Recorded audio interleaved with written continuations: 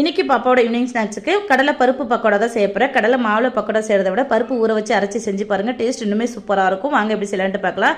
ஒரு கைப்பிடி கடலை பருப்பை 3 மணி நேரம் ஊற வச்சுட்டு தண்ணி இல்லாமல் வடிச்சு எடுத்து வச்சிருக்கிறேன். அதை ஒரு மிக்ஸி ஜாரில் சேர்த்துக்கிட்டு தேவையான அளவுக்கு உப்பு சேர்த்து குறவரப்பாக இருக்கிற மாதிரி அரைச்சி வேற ஒரு பாத்திரத்தில் மாற்றி சேர்த்துக்கலாம்.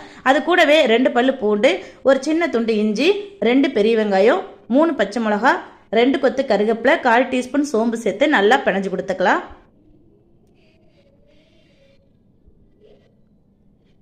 இந்த மாதிரி நல்லா பிணைஞ்சு கொடுத்துட்டு நல்லா காய வச்ச எண்ணெயில் அடுப்பை மீடியம் ஃப்ளேமில் வச்சு பக்கோடா ஷேப்பில் சேர்த்து நல்லா செவக்க பொரிச்சு எடுத்துக்கலாம்.